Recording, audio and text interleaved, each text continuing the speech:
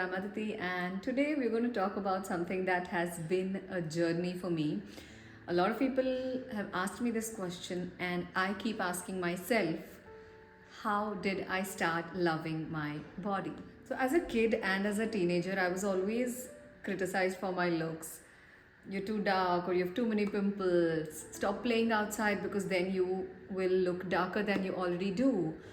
Even as an adult, if only you were if only you were taller, or your brother got the right skin tone, etc., etc., etc. And eventually I started hating my body because it did not fit the ideal.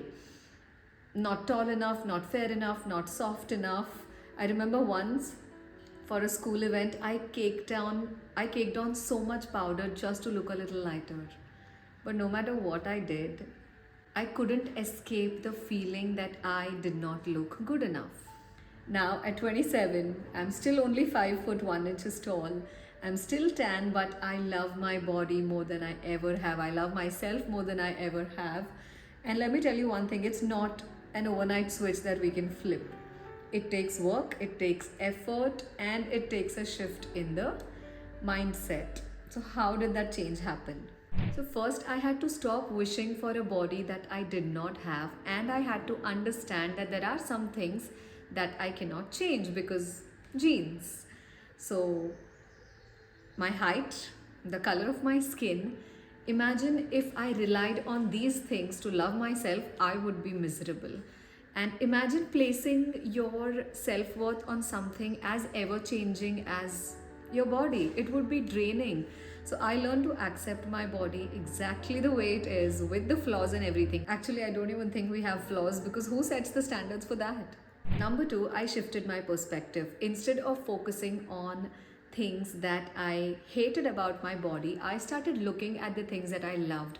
I was grateful for the way my body could move, for my heart, for my eyes. I really love my eyes.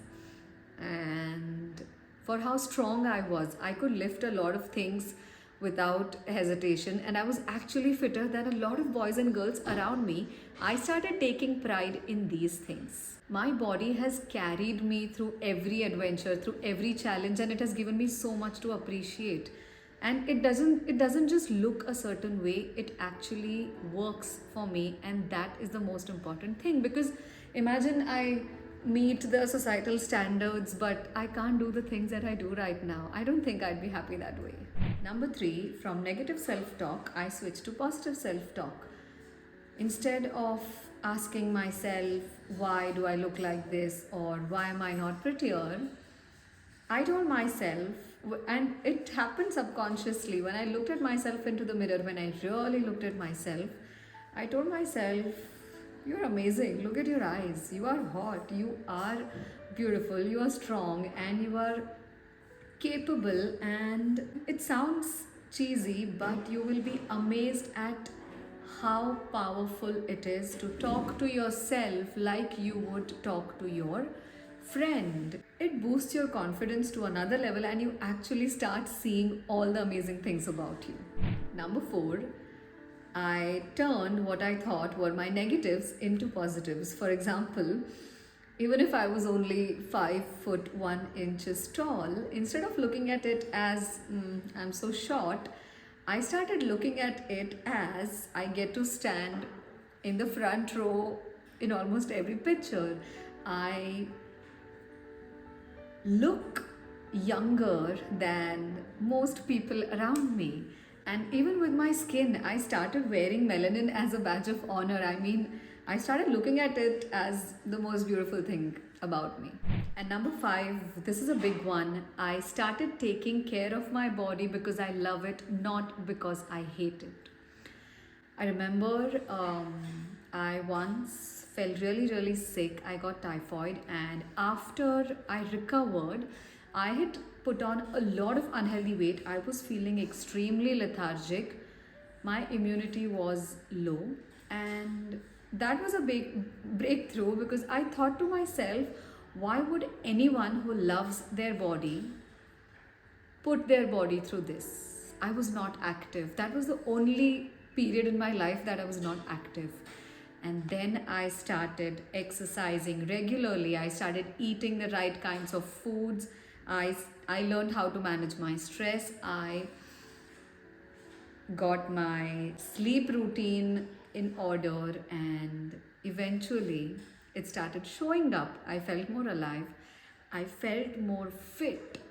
I, of course, became stronger than I was. And all of this to give myself and to give my body what it deserved. So, nourish, don't punish. Not as a punishment for the way it looked or how it did not meet societal standards. I started doing this in order to fuel my body the right way, in order to feel my best. And like I said, when you start taking care of your body the right way, everything changes. You can see the changes, and it showed on my body too. So it was not about fitting into a box, it was about honoring and respecting the body that has been there for you through anything and everything. And once I started doing these things, once I started incorporating all the good habits, all the healthy habits in my life, I could never go back to not doing them.